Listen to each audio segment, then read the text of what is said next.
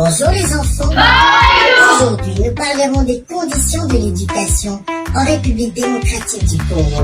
Nous laissons Nathalie nous présenter son exposé. Oh, très bien Nathalie. Tu respectes les mesures préventives contre le coronavirus en portant ton masque. À toi d'exposer maintenant. Mesdames et messieurs, bonjour. Aujourd'hui, nous allons voir ensemble une situation qui reste problématique au niveau de l'enseignement au Congo. Nous allons voir ensemble les conditions dans lesquelles certains enfants commencent l'école primaire dans notre pays. Ces enfants-là sont appelés demain pour prendre des responsabilités diverses pour assurer l'avenir de nos pays.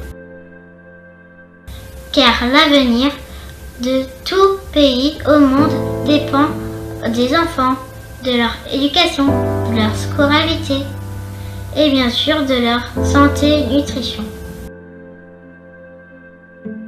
Nous sommes dans une salle de classe. Certaines, il n'y a même pas de banc. La nuit, d'autres deviennent des dortoirs.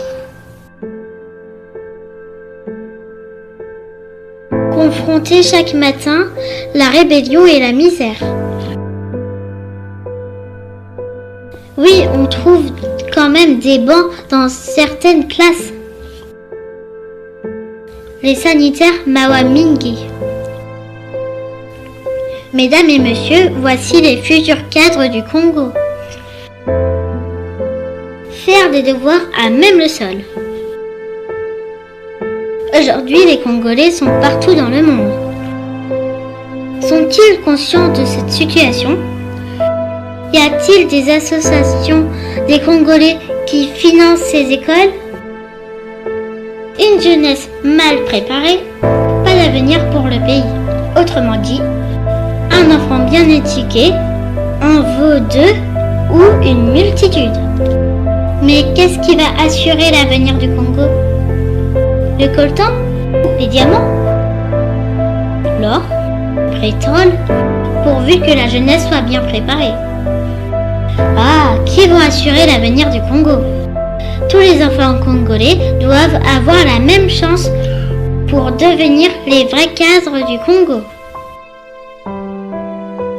Mesdames et messieurs, nous allons nous quitter aujourd'hui avec ces citations.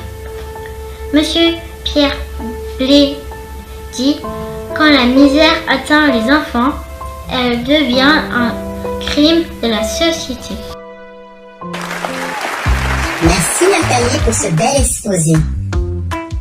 Nous sommes tous Congolais et devrions jurer de l'égalité de chance. Pourquoi cette différence? Malgré les différentes conditions d'apprentissage, les enfants sont tous soumis à un même test. Où l'égalité de chance? Tout parent donne toujours le meilleur à ses enfants. L'éducation reste le plus bel héritage à léguer à un enfant. L'objectif majeur d'une école est de transformer un enfant en un adulte qui saura faire face aux problèmes de la vie quotidienne. Sans infrastructure adéquate, peut-on améliorer un peu la qualité de l'éducation de nos enfants? Oui, en leur fournissant des matériels didactiques adéquats. À défaut de belles écoles ou de belles salles de classe, donnez-leur au moins des matériels didactiques pour garantir une évaluation objective aux différents tests de fin de cycle. Certaines écoles, à défaut de ces matériels, se servent même d'un mur pour la compréhension des matières enseignées.